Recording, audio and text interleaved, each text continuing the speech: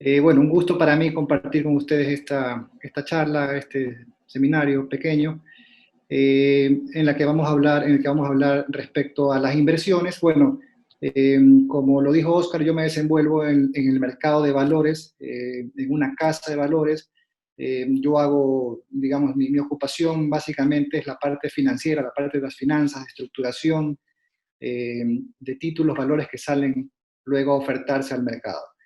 Entonces, esta charla la he dividido en dos partes, en dos partes. La parte, digamos, inicial va a ser una parte conceptual porque es importante ubicarnos, digamos, cada uno de acuerdo a nuestro perfil, en qué características de inversionista soy. Y luego hablamos un poco de la situación actual, de la coyuntura, para finalmente nuevamente retomar la parte conceptual y ver qué instrumentos, qué opciones tenemos en nuestro mercado, digamos, local, ¿no? Entonces, bueno, sin más preámbulos, voy a iniciar con la presentación. ¿Sí? Estamos entonces aquí. Bueno, hemos llamado a este seminario Invertir como pregunta, ¿no? Invertir en épocas de COVID-19. ¿Sí? Bien, entonces primero, lo más básico que debo considerar. De mis ingresos, ya sea que yo, bueno, obviamente estoy en el sector productivo, soy un empresario, soy un empleado en relación de dependencia, soy un independiente, etcétera, genero mis ingresos, la principal vía de mis ingresos es mi trabajo. Y mis ingresos, ¿a qué los destino? Bueno, básicamente los destino una parte al consumo, ¿verdad? De bienes y servicios necesarios o no tan necesarios, pero digamos es ya es algo personal. Y luego de haber satisfecho las necesidades del consumo, lo que me sobra, digamos, o lo que resta de mis ingresos que no he ocupado, puedo decir que lo llamo ahorro, el ahorro. Entonces, hablemos un poquito de este ahorro. ¿Para qué sirve el ahorro? Bueno, básicamente hay dos objetivos importantes o destacables del ahorro. El primero es que el ahorro me sirve para, en un momento dado de necesidad inesperada, poder obtener recursos rápido y poder hacer frente a esa necesidad que fue imprevisto, digamos, ¿no? Siempre es bueno tener un colchón de liquidez, que podemos decirlo así, llamada ahorro. Otro objetivo del ahorro es acumular, digamos, recursos, acumular dinero, para después de un tiempo poder adquirir o poder consumir ese dinero en algún bien o servicio que no lo puedo consumir hoy porque no tengo los suficientes recursos. Necesito prepararme para ese consumo. Entonces, esa posibilidad de incrementar, digamos, esos recursos, lo hago a través del ahorro. Ahora, luego, si ustedes se dan cuenta, tengo un tercer factor, luego un tercer, digamos, cuadrante aquí, que es la inversión. Y si ustedes se dan cuenta, la flecha que une a la inversión proviene del ahorro. Entonces, podemos decir que la inversión requiere de que yo haya tenido un ahorro. Es raro, no es usual que alguien que nunca, digamos, ha tenido posibilidad de ahorrar y en un momento dice, bueno, quiero de una lanzarme a invertir, eso casi no es usual, ¿no? Primero, el paso previo a la inversión es el ahorro. Una vez que tenga acumulado, digamos, recursos, con esos recursos decido entonces hacer una inversión. ¿Y por qué hago una inversión? ¿Cuál es, digamos, la diferencia entre el ahorro y la inversión? Bueno, básicamente la diferencia, bueno, son varias diferencias realmente. La primera diferencia es que la inversión tiene otros objetivos que el ahorro. La inversión consiste en que yo acumulo, ¿verdad? O mejor dicho, paso de mi ahorro a un activo que me va a producir ingresos, ¿sí? El objetivo es que mi dinero produzca ingresos. Aparte de mi actividad, ahora voy a tener un activo llamado inversión que me va a producir más ingresos, o sea, ingresos adicionales a los que yo produzco por mi actividad. Entonces, ahí hay una diferencia con el ahorro, porque el ahorro no produce ingresos. El ahorro, como les decía, tiene esos dos objetivos que nombré anteriormente. Otro objetivo de la inversión, finalmente el objetivo de la inversión también va a ser consumir, ¿sí? En un momento dado me consumiré ya sea toda la inversión o una parte de la inversión o solo la rentabilidad que me ofrece la inversión. Finalmente lo que me genera a mí satisfacción es el consumo. Pero a diferencia del ahorro, la inversión me permite consumir una mayor cantidad de un activo o una mejor calidad de un activo de lo que podría consumirme con el ahorro. Me explico mejor. Digamos que yo tengo ahorrado $20.000, por poner un ejemplo. Un ejemplo muy gráfico. Y yo me quiero comprar un carro con los $20.000. Quiero consumirme ese dinero en un carro. Pero si sacrifico un poco de tiempo e invierto esos 20.000, después de un tiempo, probablemente pueda mejorar la categoría del carro que podía haberme comprado con el ahorro, sin haber, digamos, sacrificado más recursos en mis ingresos, porque la inversión por sí sola generó ese incremento llamado rendimiento que me permite a mí mejorar mi consumo. ¿Ok? Entonces ahí está la diferencia entre el ahorro y la inversión, pero obviamente la inversión requiere del ahorro previamente. En comparación la inversión con el consumo, bueno, tal vez es un poco básica esta comparación, pero créanme que a veces hay confusión. A veces no logro determinar que se está tratando de un consumo y no de una inversión en ciertas actividades. Por ejemplo, les pongo un caso personal. Hace un par de años con un amigo me contactó porque quería hacer una inversión en el mercado de valores. Estuvimos conversando el tema, le pasé las opciones, pero de un tiempo a otro se perdió, nunca concretó. Y después de un tiempo me lo encontré y le pregunté, bueno, ¿qué pasó? ¿Por qué no invertiste? Bueno, y él me dice, no, es que invertí en otra cosa. ¿En qué invertiste?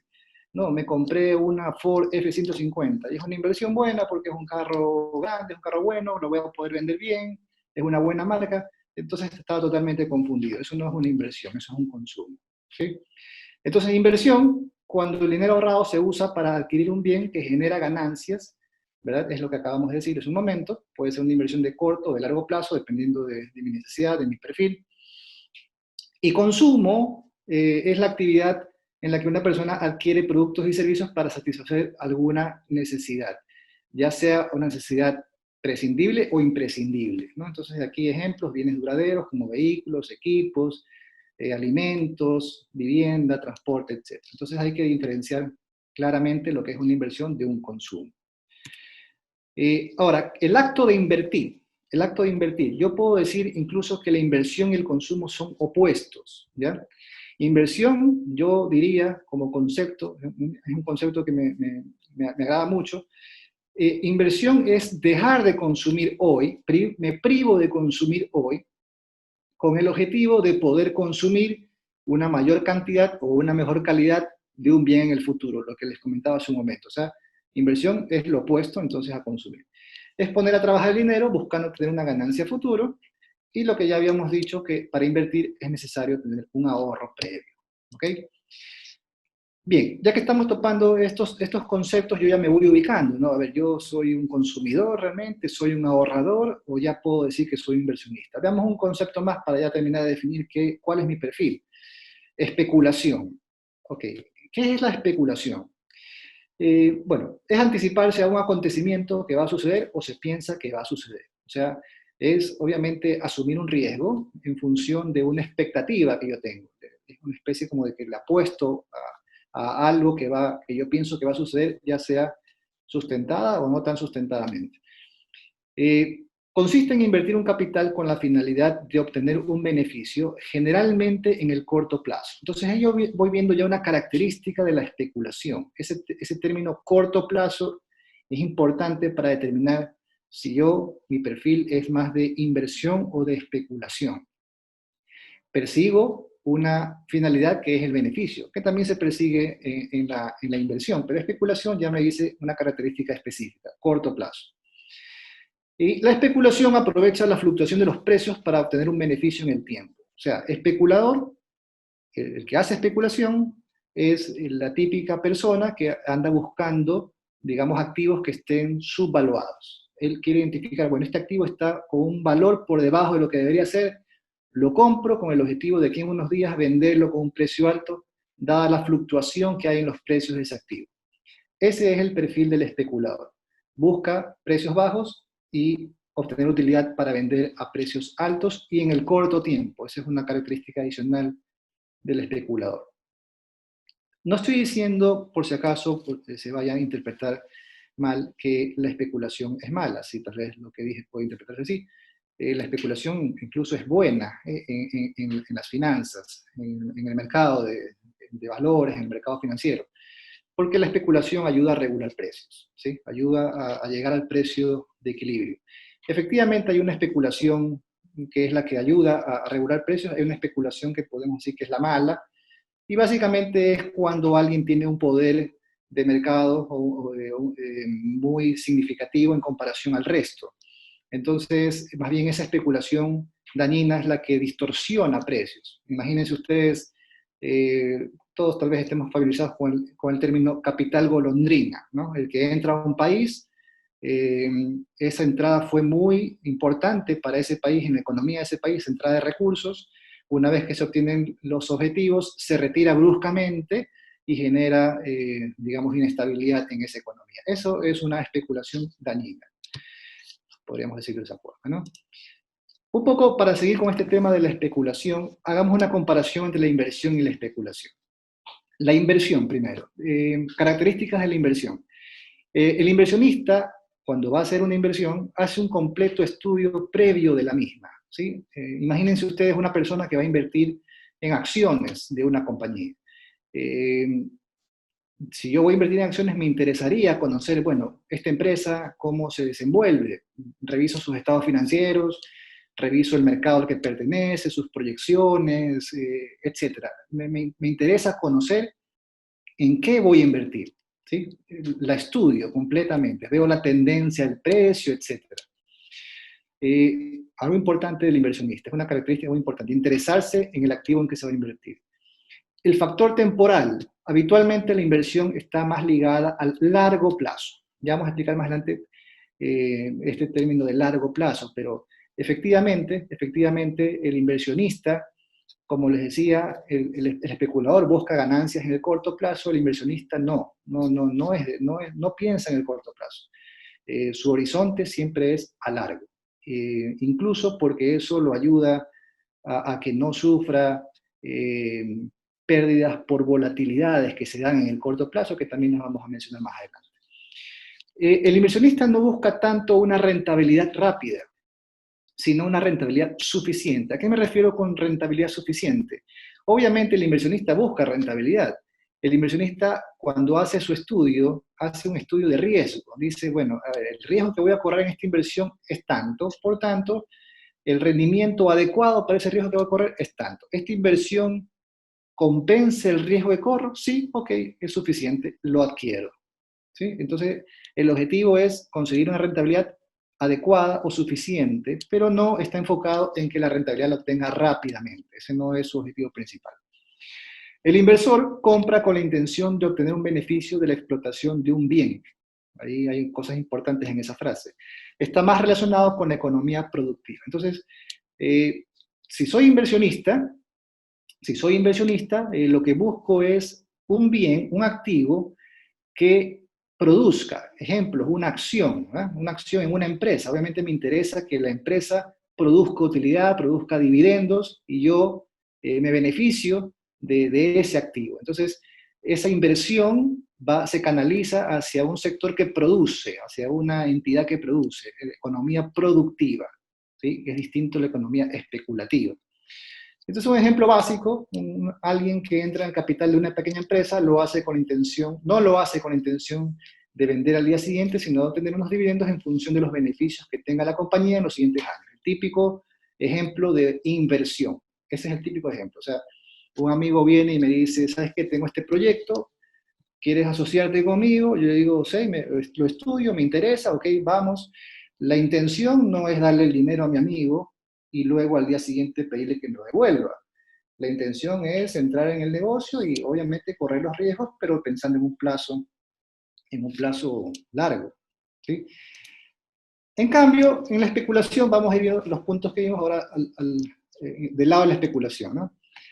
Dice, adquirir acciones sin apenas examinar la compañía, simplemente guiándonos por rumores o comentarios de otras personas o por tendencias más o menos recientes. Entonces, el especulador no estudia, no le interesa, digamos, un estudio exhaustivo de la inversión o del activo que va a adquirir, en el que va a invertir, ¿no? lo que le interesa o seguía básicamente porque escuchó que esa empresa está bien, o porque está siguiendo un gran inversionista y replica lo que él hace, o porque vio una tendencia y le parece que esto le va a producir utilidad. Entonces, en base a estas casi subjetividades, toma decisiones, ¿sí? Habitualmente el especulador pretende obtener mayor rentabilidad de manera más rápida. O sea, aquí el tiempo es importante para el especulador. La especulación entonces está asociada con el corto plazo. Cuando alguien adquiere acciones para venderlas hoy, para venderlas mañana, o incluso si las adquiero hoy en la mañana para venderlas en la tarde, estoy en el campo de la especulación, no de la inversión. Yo ya logro determinar que ya estoy en ese campo, ¿verdad? Ya con los conceptos que hemos visto.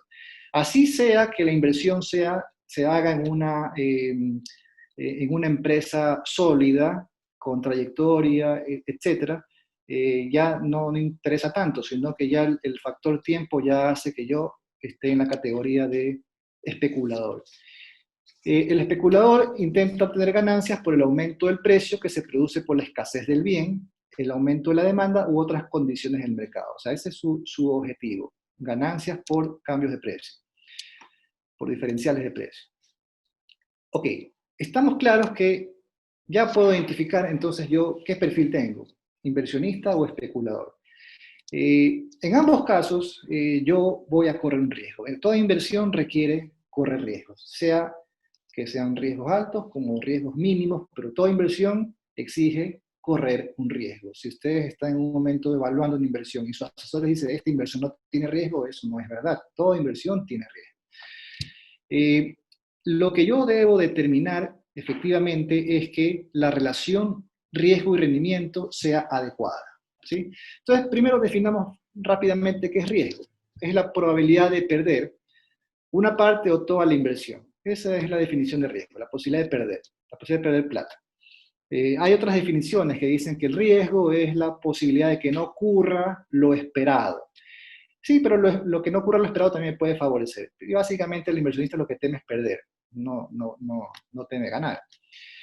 El rendimiento obviamente es la ganancia que yo persigo al hacer una inversión. Entonces la relación entre ambas variables es que a mayor incertidumbre o riesgo, ¿verdad? Yo requeriría una mayor rentabilidad. Esa es la relación y yo siempre que hable de inversión voy a considerar estos dos factores, nunca uno de los dos, sino los dos. Cuando yo hago una inversión y la toma de decisión no va a estar en función únicamente de la rentabilidad esperada de la inversión. Y tampoco cuando evalúo una inversión no voy a tomar una decisión en función del riesgo que voy a correr. Debo tomar la decisión en base a los dos factores. Si el rendimiento compensa el riesgo. Es un error considerar una buena inversión únicamente porque me ofrece una buena rentabilidad. Eso es la primera clase de un inversionista, ¿no? Saber valorar las dos variables, no solo una.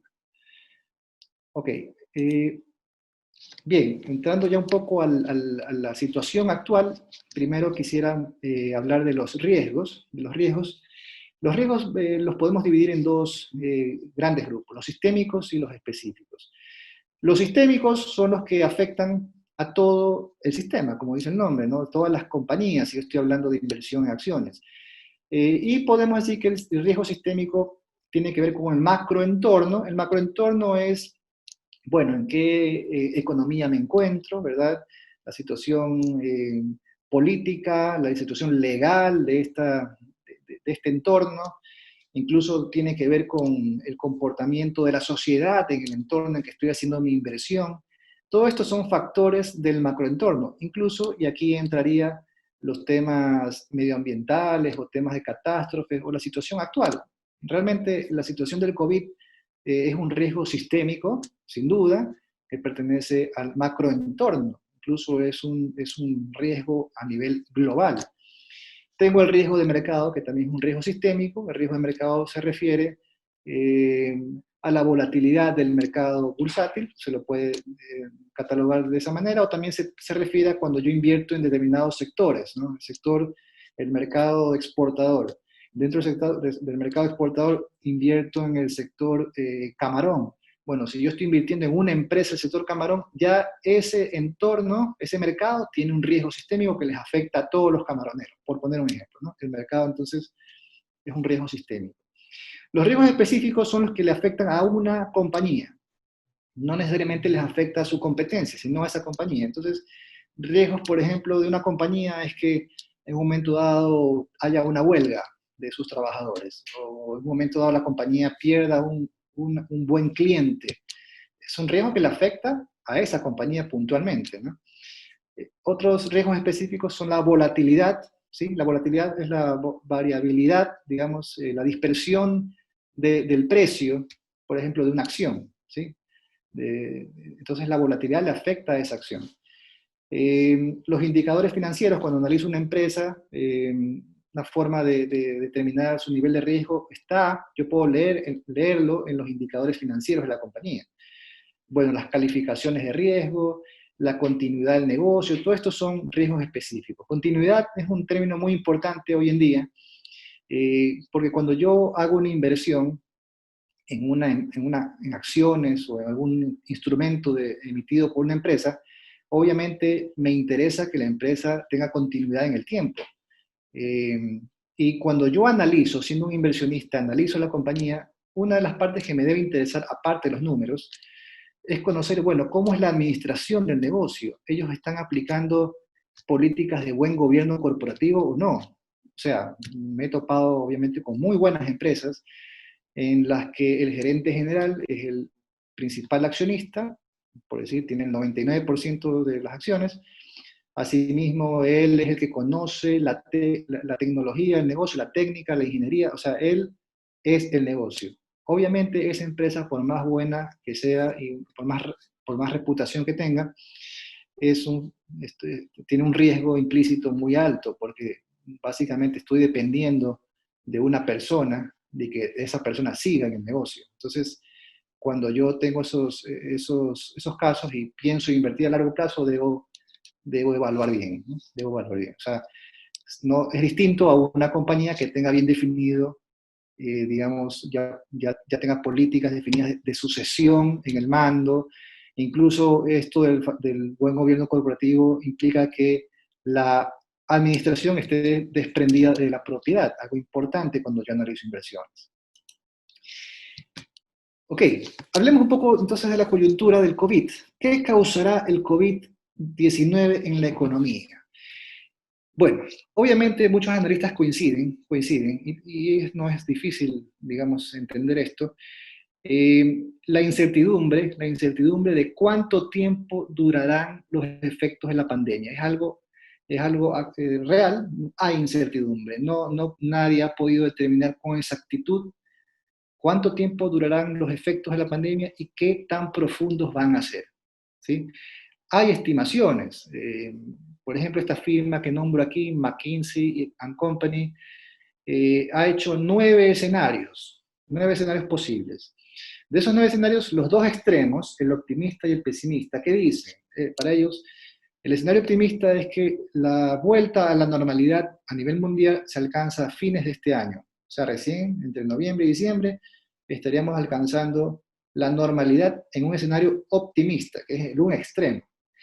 El otro extremo, el pesimista, dice, según este estudio, que el retorno a lo normal se produce en el tercer trimestre del 2022, o sea, aquí en más de 2 años, en el mundo. Entonces, bueno, yo tengo que considerar que estos son escenarios posibles. Incluso este estudio fue hecho hace un mes, probablemente haya cambiado, pero no para mejor, sino tal vez para peor, porque estamos viendo incluso que la primera economía mundial está con problemas de COVID, ¿no? Está con un nivel de contagio muy elevado. Las proyecciones de Standard & Poor's para la economía global comprenden una caída del PIB del 2.4% en el 2020. O sea, este año se prevé que el PIB, la producción global, caiga un 2.4% y luego un crecimiento en el 2021 del 5.9%, la economía global. Aterrizando un poco a nuestra realidad, el Banco Mundial prevé que la economía de Latinoamérica y el Caribe, sin contar a Venezuela, caiga un 4.6% en 2020. Miren, lo que se pronostica para Latinoamérica es una caída casi del doble de lo que caerá el mundo, ¿sí? Y en el 2021 se espera que se recupere 2,6%, la mitad, prácticamente la mitad, menos de la mitad de lo que se espera que sea el crecimiento en 2021 en el mundo. O sea, doble golpe, el doble de caída y la mitad en el crecimiento. Los analistas llaman a esto una recesión en forma de U, ¿sí? En forma de U. Hay recesiones en forma de V, de V dentilabial. Esa recesión es una caída brusca seguida de una recuperación también asimismo de brusca.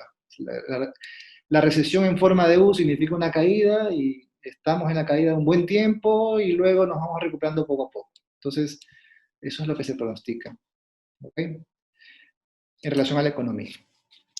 Hablando de las inversiones financieras en época de COVID, yo me planteo aquí varias interrogantes. Primera pregunta de cajón. ¿Es adecuado invertir en crisis? Y la respuesta de cajón también es por supuesto que sí. En estas circunstancias actuales, obviamente, y en toda crisis, realmente lo que se requiere es que esa decisión de invertir sea tomada con la mayor cautela posible y un profundo análisis. No se pueden tomar decisiones apresuradas, pero por supuesto que se puede invertir, incluso en crisis cuando se encuentran muchas veces oportunidades buenas de inversión. ¿Qué debo considerar para invertir durante esta crisis puntual?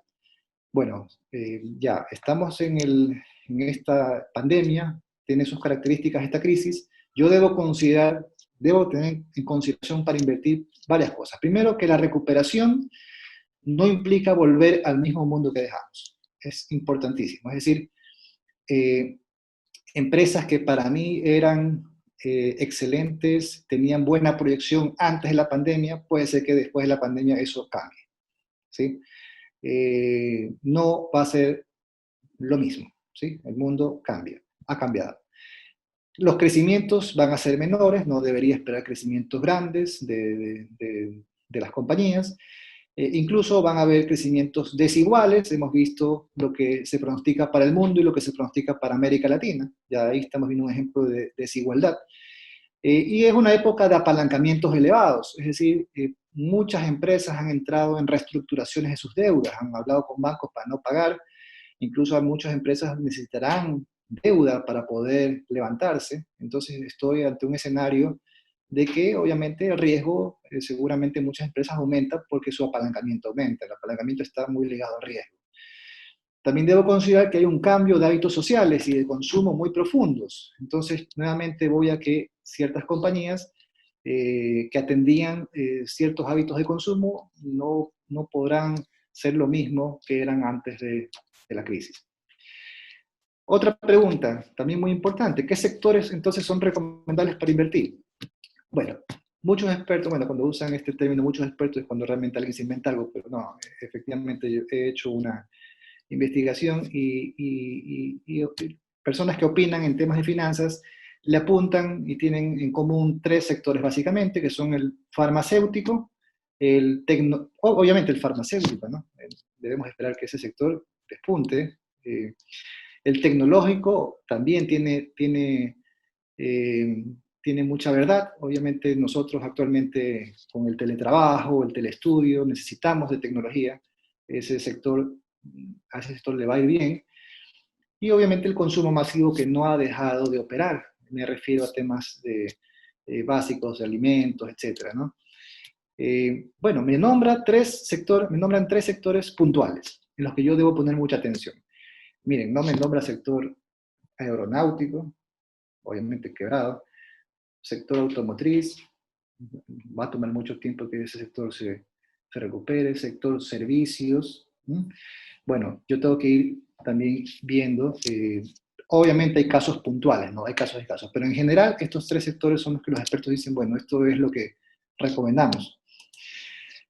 ¿Cómo analizar el momento y el plazo de la inversión en esta crisis? Es decir, ¿cuándo debo hacer la inversión y a qué plazo la debo hacer?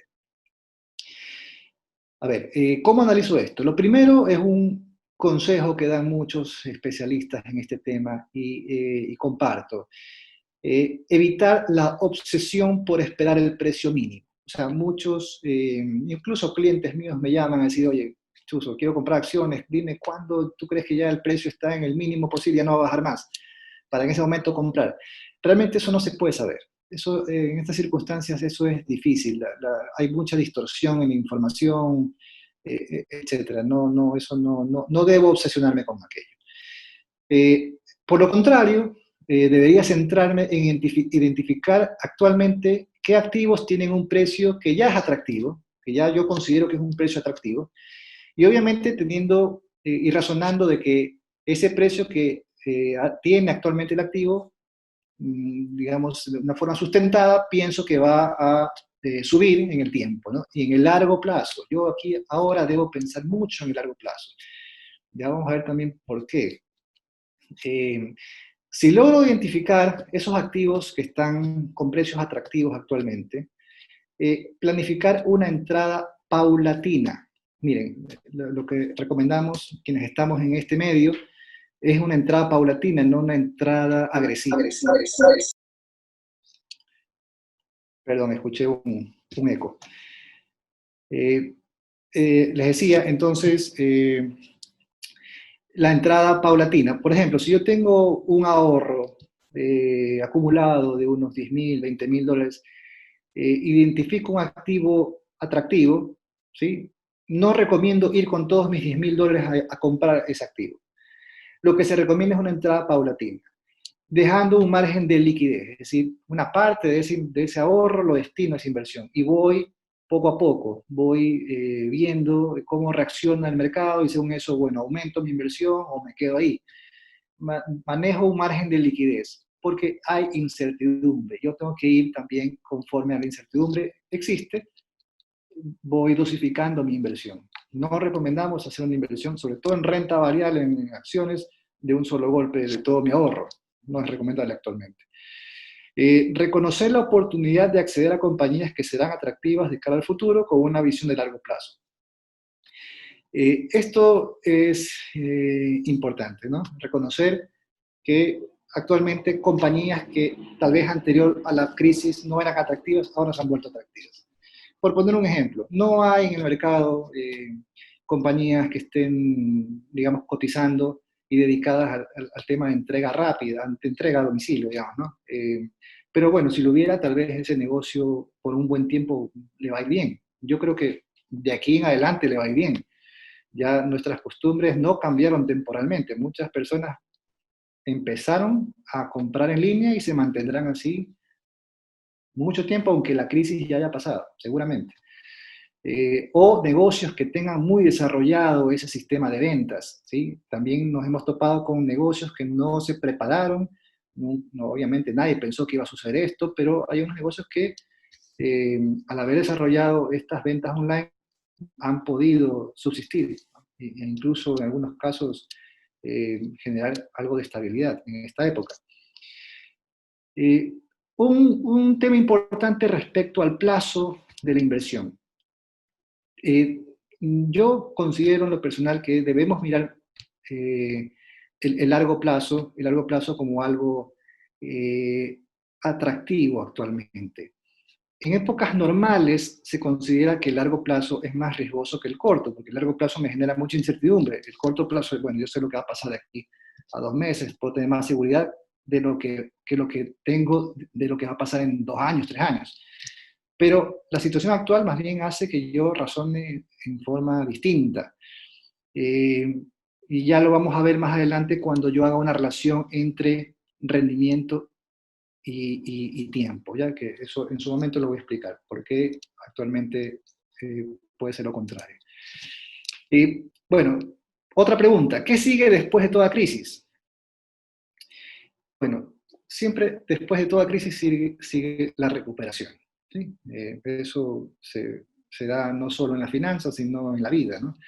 Las crisis y las recuperaciones que siempre las suceden, ¿sí? Que siempre están después, incluso siguen un cierto patrón. Hay inversionistas que incluso han desarrollado un olfato de decir, bueno, ya estamos en una época en que estamos en recuperación, entonces tomo decisiones en función de eso. Sin embargo, no siempre se puede anticipar el momento en que ya estamos empezando una recuperación. Lo que sí puedo yo hacer es gestionar. ¿Y qué significa gestionar? Eh, Nuevamente, analizar mis posiciones, mi inversión, mi decisión de inversión. Eh, Como les decía hace un momento, por ejemplo, gestionar es también no invertir un solo golpe, sino de a poco, una forma de gestionar. Otra forma de gestionar, bueno, quito algo de renta variable y lo paso a renta fija, o lo contrario, desinvierto en renta fija y mando a renta variable. Otra gestión, tengo vencimientos de ciertos bonos que compré, bueno, no los voy a reinvertir, me voy a quedar con la liquidez un tiempo para ir viendo cómo va la cosa e invierto luego, etcétera. O sea, esa es la gestión. La gestión y la gestión tiene un objetivo. Esa gestión, digamos, el objetivo de esa gestión es aprovechar estas circunstancias para obtener mayores beneficios a los que obtendría en momentos ordinarios, ¿sí? Es una situación especial y mi gestión debería estar enfocada en aprovechar esta situación y generar una rentabilidad que no podría generar en épocas normales. Eso sí es un objetivo válido. Ahora, digamos que yo no me quiero meter en este tema de los precios que suban, que bajen, que el sector este, que el otro, volatilidad, etcétera. Soy conservador. Si soy conservador, ¿qué opciones tengo? Y esta pregunta es muy importante porque, para serles franco, nuestro mercado de valores es un mercado conservador.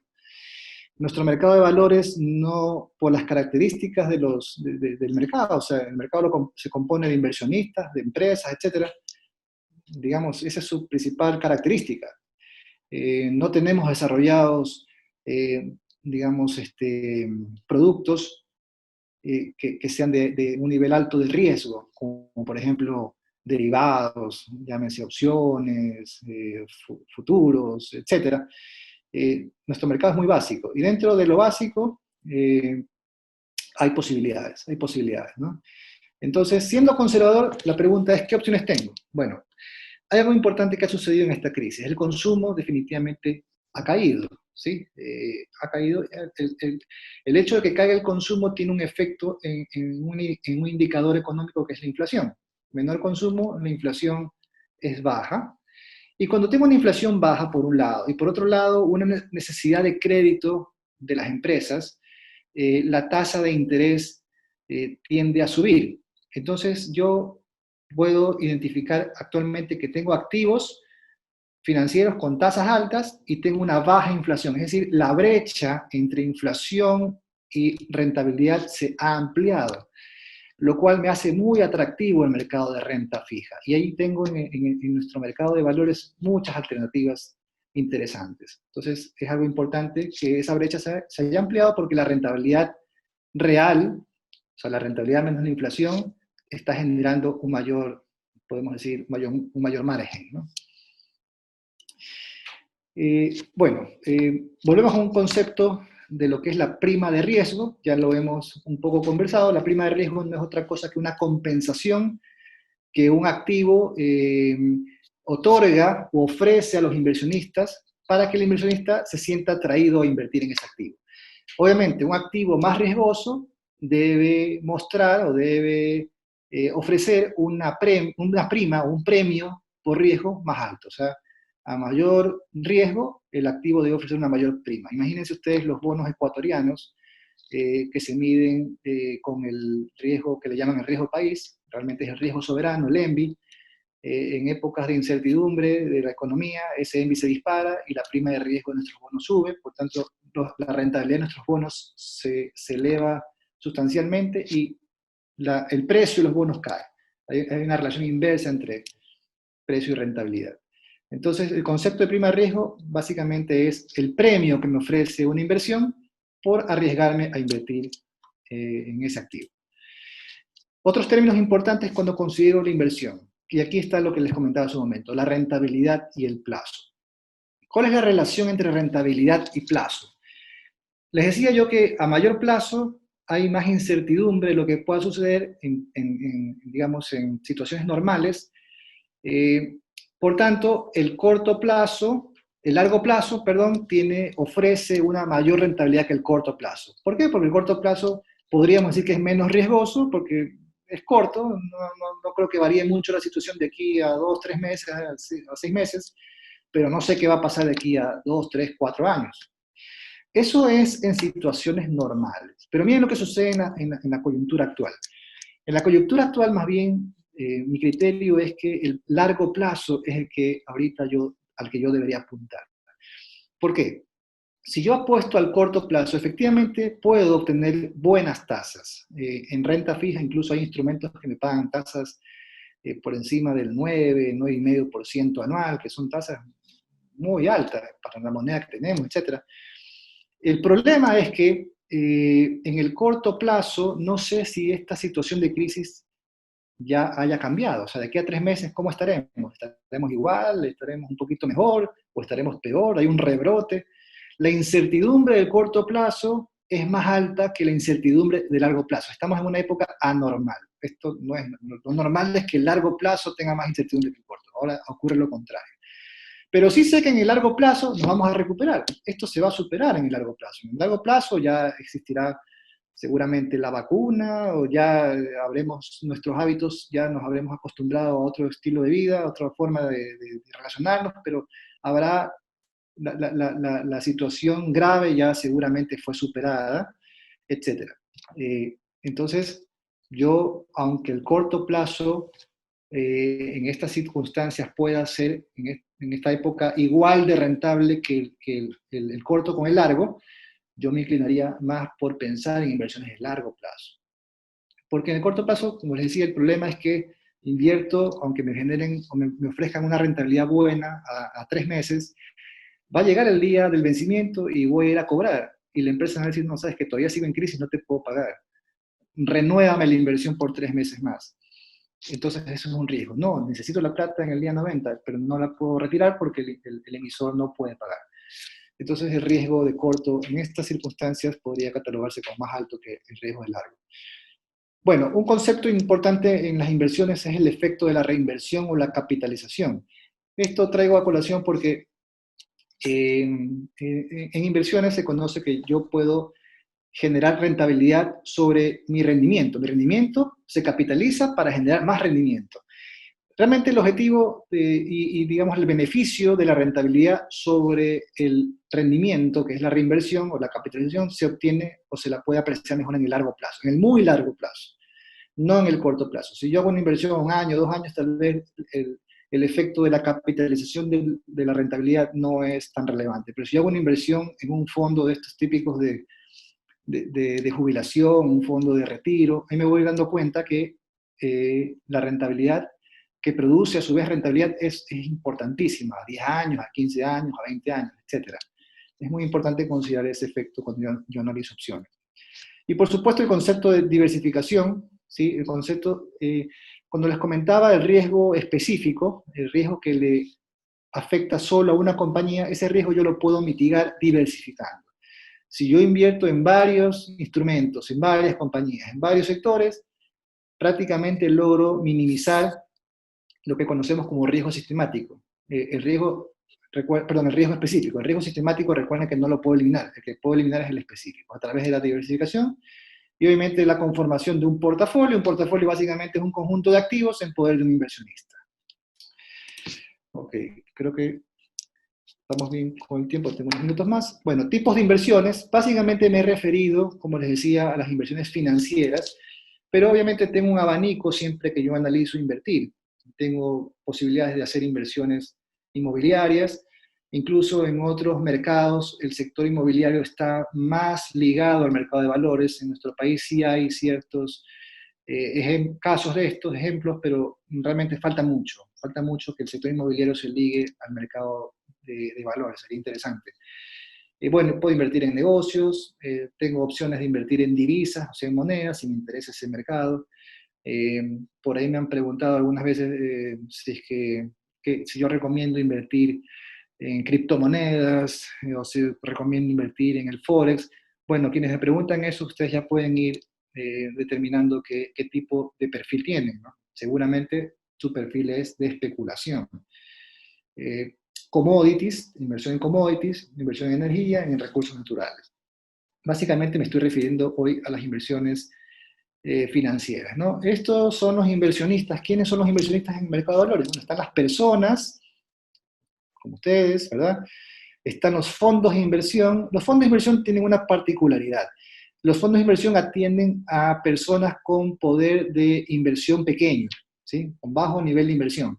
Lo que hace el fondo es recoger digamos, formar un patrimonio común entre muchos inversionistas pequeños y con ese patrimonio grande hace inversiones en el mercado de valores. Si soy un inversionista pequeño, probablemente muy pequeño, probablemente y directamente en el mercado de valores tengo un costo muy elevado. Entonces lo hago a través de un fondo. El fondo lo que busca es democratizar el mercado de valores.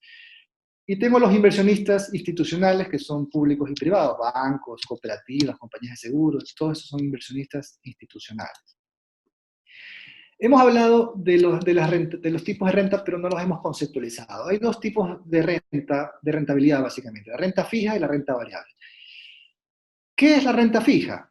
La renta fija es cuando yo en una inversión tengo todas las condiciones desde el inicio. Me dan todas las condiciones. ¿Qué condiciones? Bueno, el valor de la inversión, el plazo, hay un plazo aquí, me dan una tasa de rendimiento, una tasa de interés, me dicen la forma de pago del capital es de esta manera, el interés se paga, no sé, anualmente, trimestralmente, mensualmente, o sea, me dan toda la información que me permite a mí armar un flujo de caja de ese instrumento. Si tengo la posibilidad de armar un flujo de caja, quiere decir que estoy hablando de renta fija.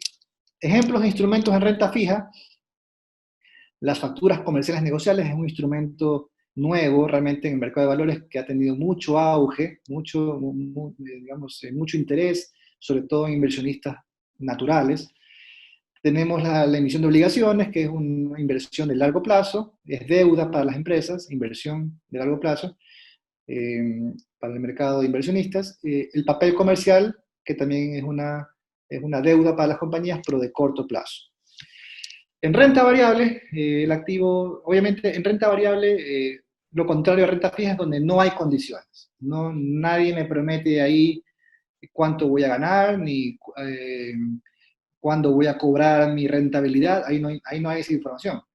No me lo prometen. Yo cuando invierto en renta variable lo hago un poco conociendo la empresa, conociendo la historia, el precio, cómo ha evolucionado. Yo invierto en función a proyecciones en renta variable. No hay nada que me permita armar un flujo, digamos, seguro, ¿sí? Entonces, renta variable es cuando no hay condiciones de la inversión. No hay plazo, no hay tasa, depende, todo ahí depende del comportamiento de la empresa y de la acción específicamente. Ok, digamos que yo ya definí que soy un inversionista. Ahora quiero saber si soy un inversionista de renta variable o de renta fija. ¿Cuál es el perfil de un inversionista de renta fija? Primero, estos inversionistas tienen un perfil muy planificador, les interesa mucho la planificación, ¿sí? En el sentido de saber, bueno, yo invierto a determinado plazo porque necesito recuperar el dinero en ese momento, etc. O yo tengo un objetivo de retirarme en tantos años, o necesito ahorrar para en 3 años retirar ese ahorro, esa inversión y comprarme tal cosa. Planifica. Maneja tiempos, ¿no? Imagínense un tesorero de una compañía que tiene liquidez y dice, esta liquidez la necesito en 60 días, obviamente voy a invertir en un título que tenga un plazo de 60 días. Estoy hablando de renta fija porque tiene un plazo. Generar mayor rentabilidad, mejor rentabilidad que en cuentas o inversiones bancarias, obviamente más rentabilidad en el mercado de valores que en la banca. Minimizar riesgos de volatilidad y bursatilidad, no me interesa esas fluctuaciones de precios, no quiero correr esos riesgos. Obtener flujo de efectivo constantemente. Hay inversionistas que les gusta poner su dinero y esperar recibir intereses mensualmente, trimestralmente, entonces esos tienen características de renta fija. Renta variable tiene un componente de perfil de especulación, ¿verdad?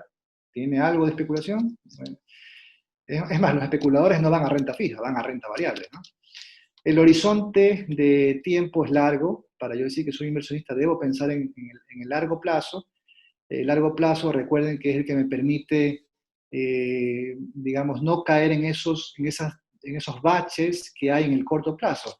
Ustedes revisen los indicadores los índices bursátiles más famosos, el Dow Jones, el Standard Poor's, y cojan un corto tiempo, y ustedes van a ver una variabilidad muy elevada, picos, ¿verdad? Muy altos, hacia arriba, hacia abajo, valles, pero si ustedes cogen un horizonte de largo plazo, van a ver cómo eso se ha suavizado, y normalmente tiene una tendencia creciente.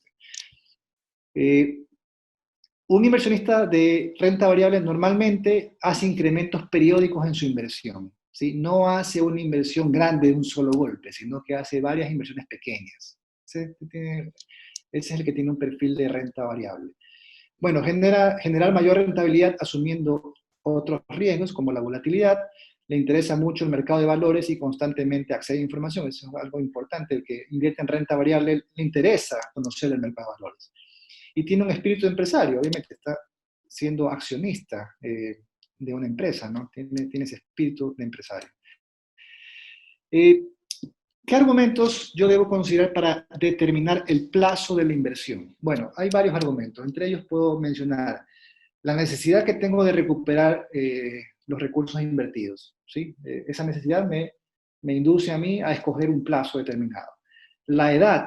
Obviamente, si soy una persona de mayor edad, digamos, una persona, un adulto mayor, yo no pensaría tanto en el largo plazo. Yo ya debo, digamos, a sincerar, digamos, las inversiones respecto a ese digamos, indicador propio, ¿verdad? La edad.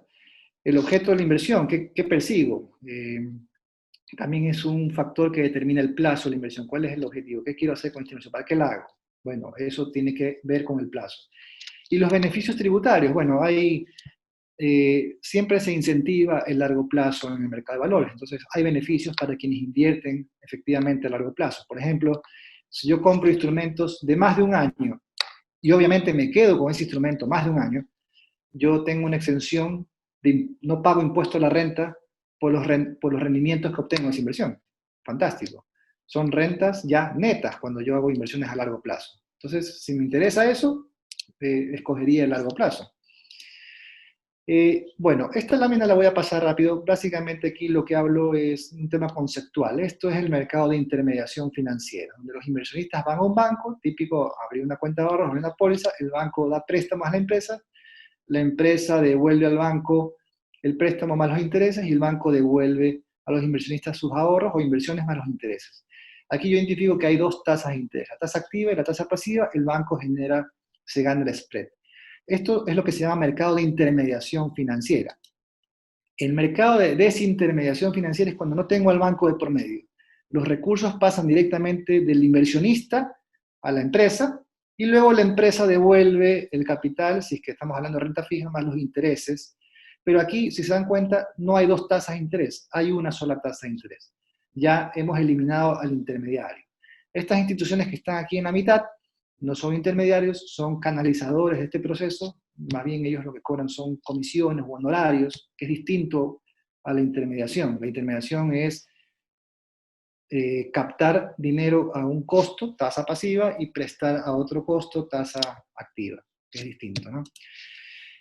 Bueno, ventajas de invertir en la bolsa de valores: rendimientos atractivos, tengo una diversidad de instrumentos, que los voy a mostrar rápidamente, tengo ventajas tributarias, ya más o menos les mencioné una, montos mínimos accesibles, sí, el mercado permite hacer inversiones pequeñas, pero hasta cierto nivel también no hay que digamos, esto no es algo general, que cualquier monto, no, sí hay un nivel mínimo, pero más que todo está dado por el costo transaccional. Eso es lo que me limita un poco a decir, bueno, operaciones por más de $2.000 o $5.000 son las que ya son atractivas en el mercado de valores.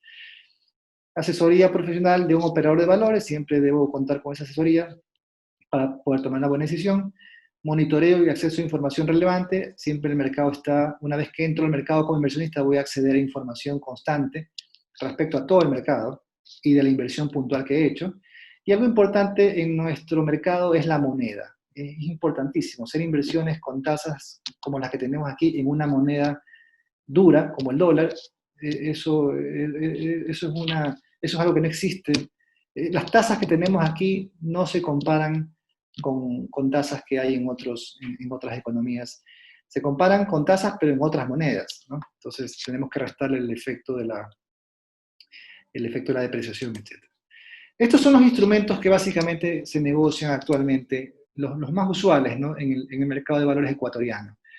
Bueno, las acciones que ya hemos nombrado, están las facturas comerciales negociables, que es un instrumento, como les decía, nuevo, que consiste en negociar, en descontar facturas que se han generado de una relación comercial de una empresa con su cliente, las descuenta en el mercado de valores. La emisión de obligaciones, deuda de largo plazo, papel comercial, deuda de corto plazo, eh, valores de participación de titulación de proyectos. Seguramente muchos de ustedes habrán escuchado el Omni Hospital, el Hotel Wyndham, el Hotel Sonesta. Esos 3 proyectos se financiaron con este instrumento, el valor de participación en titularización de proyectos. Tenemos valores de participación de titularización de cartera, cuando en las empresas se dedican a dar crédito directo, generan cartera que la titularicen, venden ese instrumento, recuperan liquidez y vuelven a generar créditos para sus clientes. Valores de titularización de inmuebles, no hay mucho de esto, realmente creo que hay uno por ahí. Cuotas de fondos colectivos, otra forma de inversiones, bonos del Estado, ¿no? Entonces, mira, aquí tengo un abanico de opciones en el mercado. Y finalmente, bueno, digamos que yo luego de esta charla he convencido a más de uno en invertir. Quiero ser inversionista. ¿Qué hago? Con esto finalizo y vamos a las preguntas. Bueno, una persona natural o jurídica que quiere invertir acude a una casa de valores, ¿sí? Ese es el paso inicial. Ahí va a recibir la asesoría y se va a determinar efectivamente el perfil que tiene el inversionista si no está muy claro. La casa de valores le va a pedir información, documentos, etcétera. Se abre una cuenta, si es la primera vez que vas a hacer una inversión, tengo que abrir una cuenta en lo que se llama el depósito centralizado, porque los instrumentos financieros que se negocian en bolsa no son físicos, son, podemos decir, electrónicos. Entonces, esta es la institución en donde se registran las inversiones. O sea, cuando yo compro acciones, no me dan un cartón que dice acción favorita, no, sino que me dan una clave y un usuario, yo entro al sistema y veo ahí que soy dueño de acciones favoritas. ¿Ya? Es como una especie de cuenta que yo abro, pero no es una cuenta de dinero, sino una cuenta de títulos. Bueno, luego de abierta la cuenta y ya haber decidido en qué invertir, hago la transferencia de los recursos a la casa de valores que me va a representar en la compra. La casa de valores actúa por orden mía, como inversionista. La casa de valores hace la transacción en la bolsa y luego de hecha la transacción, registran la inversión a mi nombre y ya me he convertido en un inversionista. Esto es un proceso que se hace por la primera vez. Ya la segunda vez que voy a hacer una inversión, ya varios de estos pasos ya no suceden, ¿no? Bien, creo que justo con el tiempo. Hasta aquí es la presentación, así que yo abro en este momento un foro de preguntas. Hemos quedado en que las preguntas las iban a hacer a través del mismo sistema, así que voy a revisar las preguntas. Voy a salirme entonces de la presentación en este momento. Ahí están los contactos en caso que requieran algún tema puntual. Estoy a disposición, a las órdenes. Y bueno, voy a poner las preguntas que me han hecho para irlas revisando, ¿no? Ok, a ver, veamos. ¿Qué monto significa, Pamela? Pamela, ¿qué tal? ¿Cómo estás? ¿Qué monto significa ser un inversionista pequeño y qué monto se espera de una persona natural para invertir por su cuenta en el mercado de valores? A ver, un inversionista pequeño, que yo llamo pequeño, es el que tiene, digamos, una capacidad de ahorro de, no sé, pues $500 o $1000. Ese es un inversionista que yo puedo decir es un inversionista pequeño. El mercado natural para el inversionista pequeño es el fondo de inversión, ¿sí? Un inversionista, para ir directamente al mercado de valores, a una casa de valores, sí requeriría tener al menos un capital, yo diría que por encima de los $2000 o $3000. ¿Por qué? No es porque haya una prohibición de tener un inversionista con menos capital, sino que, como les decía, hay costos transaccionales. Entonces, digamos que yo tengo $500 y quiero comprar acciones, pero la casa de valores me cobra una comisión por transacción de 50. Entonces, ya la casa de valores me está llevando el 10% de la inversión. Entonces, no, no es viable por ese lado, ¿no? Otra pregunta. ¿En qué montos y plazos se logra un rendimiento superior a la banca? Me pone un ejemplo, 6% en un CDP a 90 días, luego de las comisiones y gastos del mercado de valores. Bueno, ahí hay una gama de instrumentos que generan rentabilidades por encima de la banca a ese plazo. Por nombrarles uno, las facturas comerciales negociables a 90 días están rindiendo tasas alrededor del 7,5, 8%, incluso si me voy un poco más de plazo, llego incluso a obtener rendimientos que sobrepasan el 10, siempre y cuando debo estar consciente de que obviamente a mayor tasa es que estoy invirtiendo en una empresa que probablemente para mí sea incurrir en un riesgo más alto.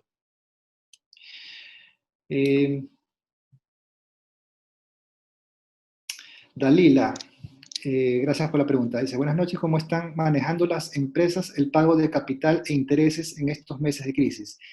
¿Se han determinado nuevas fechas de pago a sus clientes? Bueno, sí, es una pregunta muy interesante. Claro, no todas las empresas actualmente han podido tener una continuidad de su negocio. Muchas empresas se han prácticamente paralizado.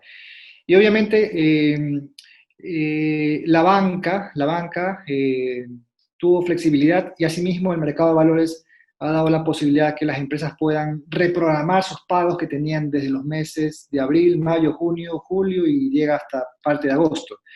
Es decir, les da la posibilidad a los emisores que conversen y se reúnan con los inversionistas y lleguen a acuerdos de pago. Pero los acuerdos puntualmente son en función de los vencimientos que hay en estos meses determinados, o sea, tienen un límite, abril hasta agosto. Lo que venza después de abril, perdón, después de agosto o haya vencido antes de abril, eso no entra en la reprogramación. Entonces, cuando estamos hablando de un papel que paga cupones trimestrales, entonces lo que llegan al acuerdo básicamente es que este cupón que vencí en mayo, te lo voy a pagar en diciembre. Y llegamos al acuerdo. O se los pago el próximo año, dependiendo de cómo está el flujo de caja de la empresa. Entonces, hay esa facilidad actualmente. Perdón. Luis, si cliqueas el botón que dice chatear, se te abre del lado derecho el chat. Ahí tienes también un par de preguntas interesantes. Sí, las estoy justamente, muchas gracias, Oscar. Las estoy viendo. Francisco me dice, ¿cómo se hace ese cálculo del estudio de riesgo en la rentabilidad? A ver, Francisco, honestamente eso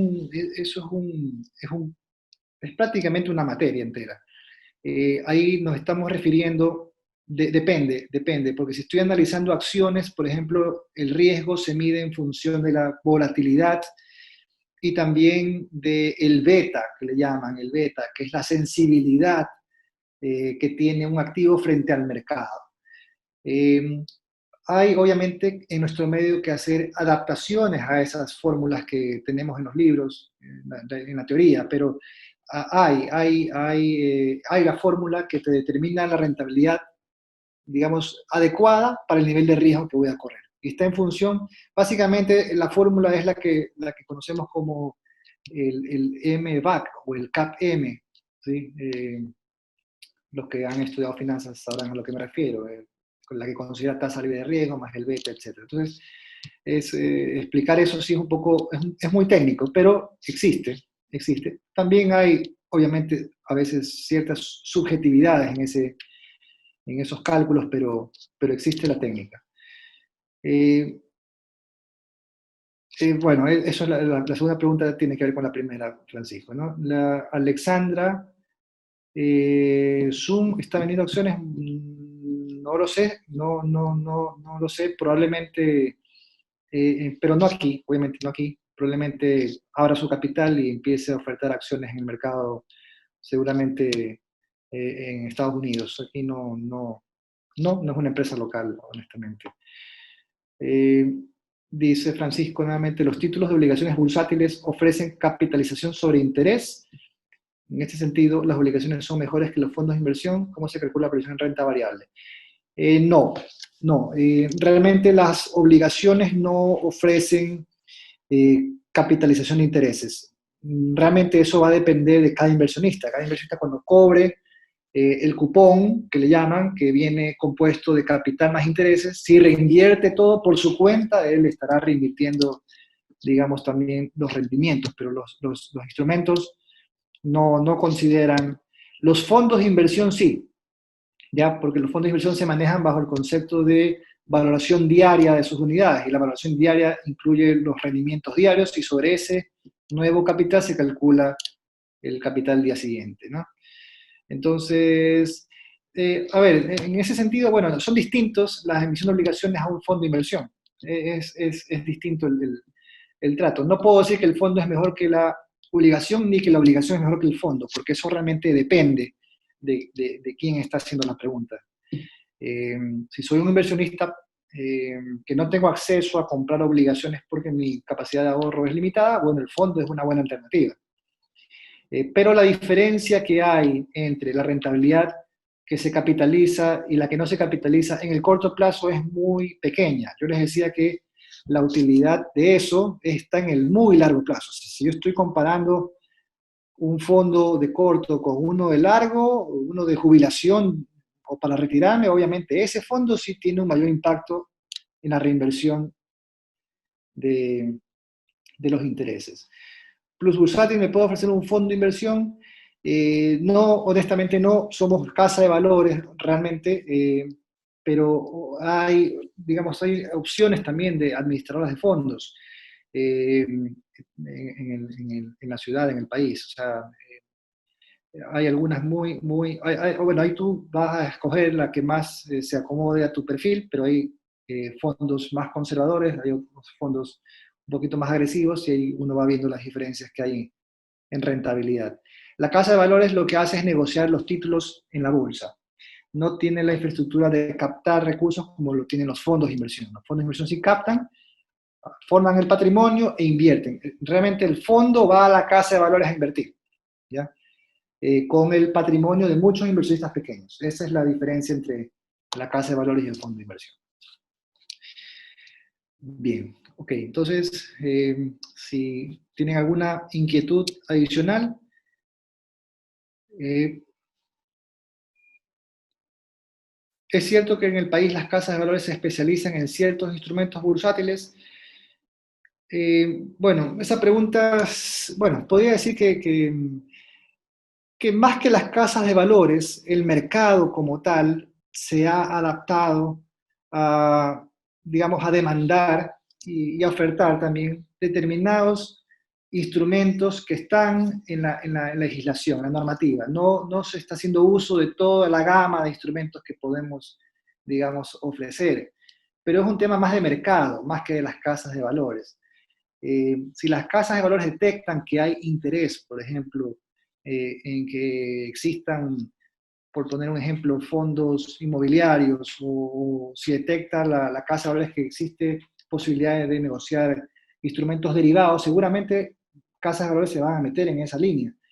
Pero un poco, como les decía, el mercado está evolucionando, está creciendo, está modernizándose, pero todavía le falta mucho. O sea, todavía tenemos mucho que explotar con los pocos instrumentos que comercializamos actualmente. Nos quedan 2 minutos para contestar una última pregunta, para que puedas elegir como que la más pertinente y ya damos cierre al Perfecto. web. Gracias, Oscar. Entonces voy con la última pregunta. Si tengo un capital de 10.000, ¿qué me podría ofrecer en el mercado de valores de Ecuador para no invertir en el extranjero? Bueno, como decía, hay muchas opciones realmente. Depende del perfil Galo, perfil de renta variable, de renta fija. Habría que determinarlo, tendríamos que conversarlo. Pero sí puedo afirmar que en el exterior, obviamente, siempre está la idea de que en el exterior tengo más seguridad que localmente. Bueno, en cierta forma hay algo de razón, porque uno tiene temor de la situación económica, política, pero eh, a la larga el riesgo está en todos lados. Es más, invirtiendo localmente tengo a dónde recurrir, tengo a quién ir a pedir cuentas, tengo, digamos, procesos que agotar antes de que yo pierda mi dinero. O sea, para estos procesos hay garantías, hay supervisión del ente de control. Para que un emisor salga al mercado realmente ha tenido que cumplir exhaustivos requisitos que le pide la normativa. O sea, hay controles por todos lados. Obviamente que puede por ahí haber problemas, pero finalmente no estamos libres de esos problemas si yo invierto en el exterior. Entonces, es bueno considerar que en el mercado local hay buenas opciones. No conseguiré en el exterior rentabilidades como las consigo aquí. Eh, y simplemente es de identificar el producto adecuado para mí. Esa sería mi contestación para Galo. Y bueno, yo les agradezco mucho, yo espero que este seminario sea de utilidad, estoy a las órdenes para cualquier consulta, cualquier tema que ustedes requieran, y para mí ha sido un gusto haber estado con ustedes en esta sesión.